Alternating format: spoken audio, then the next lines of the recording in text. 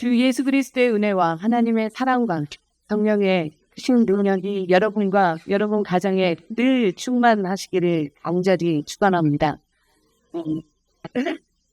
사랑하는 대학교의 교우 여러분, 창립 140주년을 만든 이 뜻깊은 해에 충전 공간에서 주님을 찬양하는 예배 공동체로 여러분을 다시 만나 뵙게 돼서 반갑습니다. 초청해 주신 목사님과 또 교우 여러분, 그리고 이 아름다운 공간을 내어주신 총장님과 사모님 고맙습니다. 오늘은 우리 대학교 차원에서 보면은 학교 창립 140주년을 기념하는 그런 때이기도 하고요.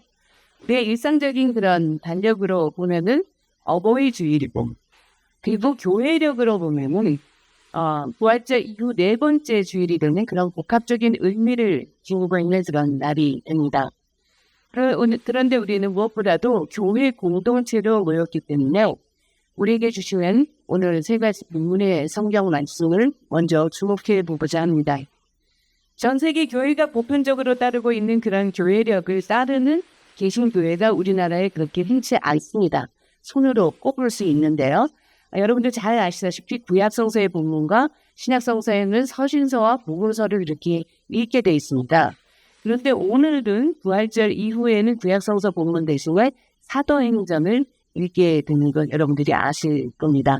3년 주기로 이 교회력이 반하기 때문에 이 내용만 잘 따라가서 성서 말씀을 읽는다 하면은 성서 전체를 여러분들이 그 맥락을 잘 이해하실 수 있는 그런 특권을 갖고 계신 것이 대학교의 교우 여러분이라고 보면 되겠습니다. 그렇게 채택된 오늘 사도행전의 본문은 베드로의 행적을 소개하는 그런 내용 가운데 있습니다. 신약성서 특히 복음서에는 죽었지만 다시 삶을 얻게 됐다는 사람들에 대한 이야기들이 많이 나오고 있죠. 오늘의 이 본문 내용 이외에도 야이로의 딸의 이야기라든지 나인성의 과부의 아들의 이야기라든지 또 나사렛의 이야기 등이 있습니다. 그런데 오늘 이 사도행전 본문에도 죽음을 맞이하였으나 다시 살게 되었다라는 한 여인에 대한 보고가 그렇게 나오고 있습니다. 죽은 사람의 이름은 히브리어로는 다비다인데 그리스 말로는 도르가라고 하는 그런 것이었습니다. 이 여자는 착한 일과 구제 사역을 많이 했기 때문에 그녀의 죽음을 애도하는 많은 가부들이 있었다. 바로 이것이 도르가 다비다가 얼마나 많은 그런 중요한 역할을 그 사회에서 했는지를 알 수 있는 제목입니다. 그런데 어떻게 죽었던 다비다가 다시 살아났는지 의학적, 과학적 해명하기는 어렵습니다.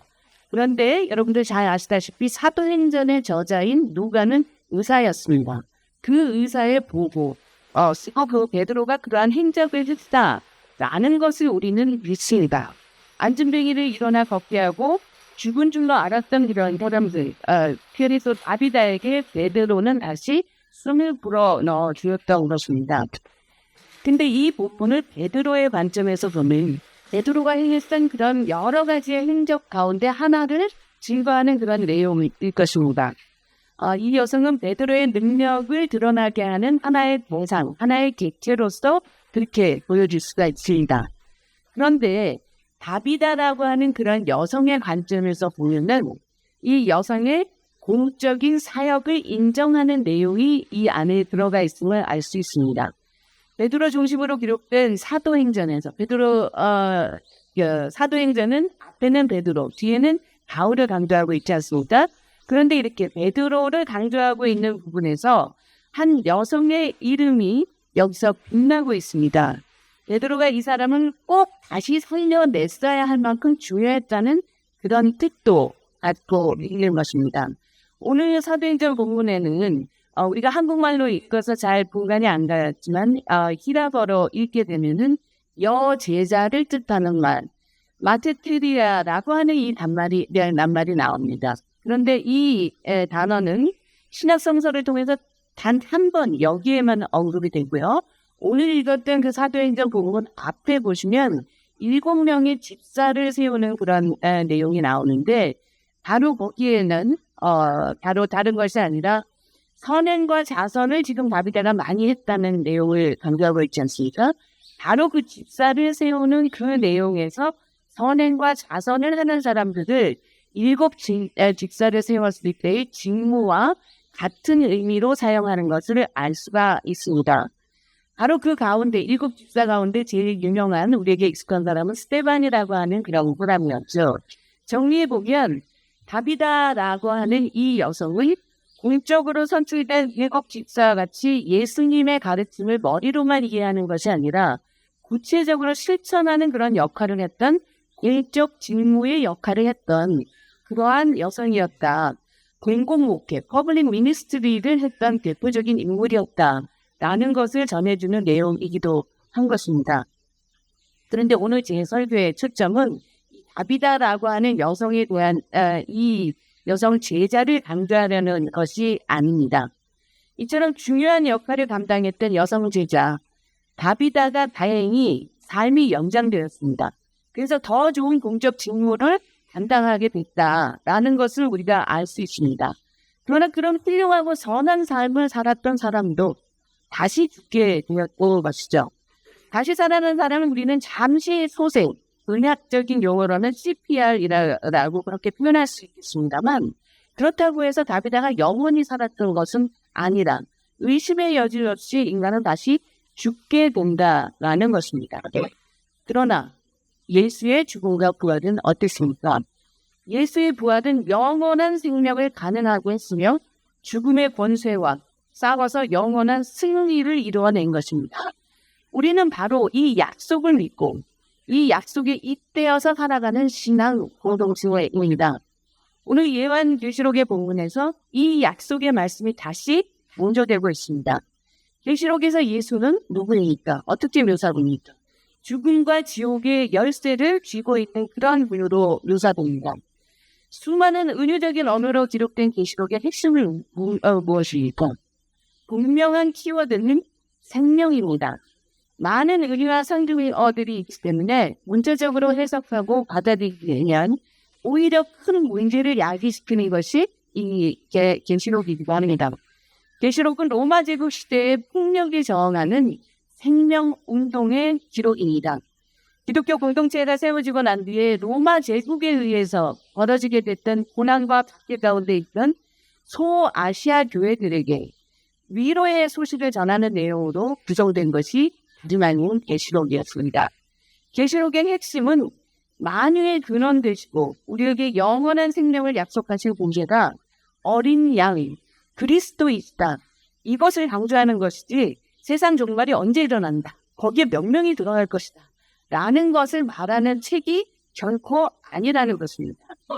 만물을 새롭게 하시고 전적으로 차원이 다른 새 하늘과 새 땅을 약속하신 것을 읽고 그 힘에 이끌려서 오늘 우리의 현실을 극복하는 에너지를 충전받게 해주는 말씀입니다. 하나님의 사랑이 궁극적으로 모든 것의 영원한 생명수인 그 샘물을 읽고 우리의 모든 눈물을 닦아주신 그러한 이 하나님이시라는 궁극적이고 근본적인 그 약속의 말씀을 담고 있는 것입니다. 이러한 말씀의 배경 가운데 이제 2025년을 살고 있는 우리의 현실 상황을 한번 돌아보고자 합니다. 올해는 연세히 자랑스러운 동문이며 민족의 시인 윤경주 선생님이 서거 80주년을 맞는 그러한 해이기도 합니다. 과거가 현재를 도울 수 있을까? 죽은 자가 산 자를 구할 수 있을까? 작년 말 노벨 문학상을 수상했던 한강 작가의 표현입니다. 저는 한강 작가의 이 표현이 윤동주 시인에게 적용된다라고 그렇게 봅니다.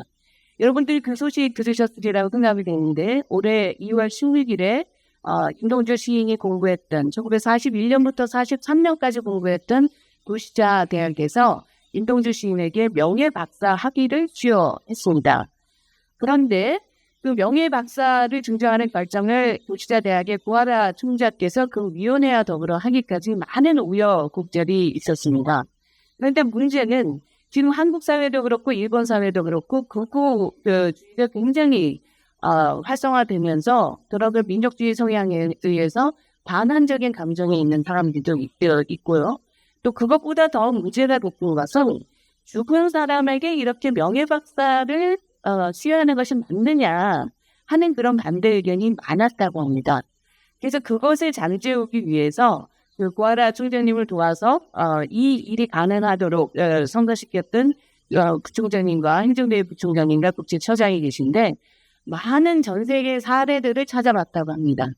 그래서 찾아낸 것이 작년 여름에 스코틀랜드 에딘버러 대학에서 에릭 리들이라고 하는 사람에게 명예 학위를 수여했던 그 사례가 있었다고 합니다. 그래서 그 이야기를 가지고서 사람들을 설득하고 그래서 위원회의 만장일치로 명예박사 학위 수여를 결정했다 하는데 에릭 리들 어떤 사람인지 궁금하시죠? 이분은 스코틀랜드 장로교 교인이었습니다. 그리고 부모님이 중국의 선교사였는데 이 사람이 100m 육상 경기 선수였습니다. 그런데 파리에서 있었던 1924년에 그 올림픽 경기에서 일요일에 주일 성수한다 라고 해서 자기가 뛰어야 되는 그 경기를 뛰지 않았다고 합니다.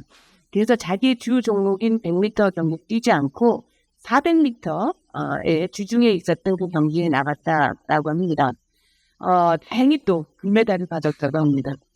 바로 이제 이런 이후에 에딘버러 대학을 졸업하고 난 뒤에는 중국에 가서 선교 활동을 했는데 바로 그때 또 중국에 가서 활동하다가 이분은 또 중국 당국의 또 또한 당국에 의해서 체포되기도 하고 또 일본 군에 의해서 웨이센 수용소에 억류되어 있다가 사망에 이르게 됩니다.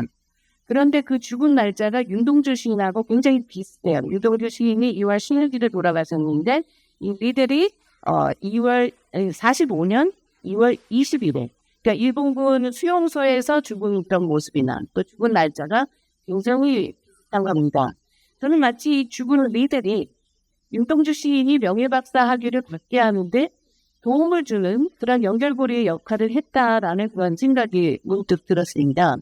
그리고 그 죽은 윤동주 시인이 살아있는 우리들을 일본 도시아대학교, 한국의 연세대학교 그리고 이렇게 한일 관계를 개선하게 하는데 어떤 빈돌 역할을 하는 것이 아닌가 하는 그런 생각을 해보게 됐습니다. 물론 과거의 모든 일들이 이런 이를 통해서 모든 것이 다 해결되는 건 아니지만 미래를 향하여서 건설적인 일들을 또 다시 한번 놓아갈 수 있는 그런 주춧돌의 역할을 하지 않는가 하는 그래서 죽은 사람의 그런 일들이 다시 살아있는 우리들을 일깨워주고 그 정신을 우리가 다시 한번 창립 140주년이 되는 이 시기에 돌아보게 되지 않는가 하는 생각을 하게 됩니다. 윤동주 시인은 바로 그 위원회에서는 이 에릭 리들의 그 사연뿐만이 아니라 몇 개 국가의 언어로 번역이 되어 있습니다. 아십니까? 10개 국가의 언어로 번역이 되어 있습니다. 그래서 한중일의 시인뿐만이 아니라 모든 세계의 사람들의 가치 있는 그런 세계적인 시인이다. 그리고 그 정신이 죽은 것이 아니라 그 시어를 통해서 오늘날 우리에게 다시 한번 우리의 옷깃을 여미게 한다. 라는 그런 메시지를 주는 시인이다. 라고 해서 그 위원회를 설득했다. 라는 소리를 듣게 됐습니다. 우리 일제시대에 어떻습니까? 한글을 제대로 배우거나 가르칠 수 없는 그런 시기에도 외솔 최영배, 한결 김윤경 선생님 같은 이들이 많은 고초를 겪으면서도 윤동주, 송몽규와 같은 그런 이들을 키워냈고 그러한 정통에서 오늘날 한강 작가가 태어났다라고 볼 수 있습니다. 한강 작가는 인간의 아픔이 있는 곳, 민족의 그늘진 역사를 외면하지 않고 마주하기 힘든 사회적인 죽음, 불편한 진실을 통찰하면서 새로운 해석을 불러일으켜서 죽은 자가 우리 산 자들에게 깨달음을 주는 그런 기법을 그 문학세계에 적용했습니다. 그리고 우리가 죽음의 문화가 아니라 생명의 문화, 삶의 문화를 확산시키도록 촉구합니다.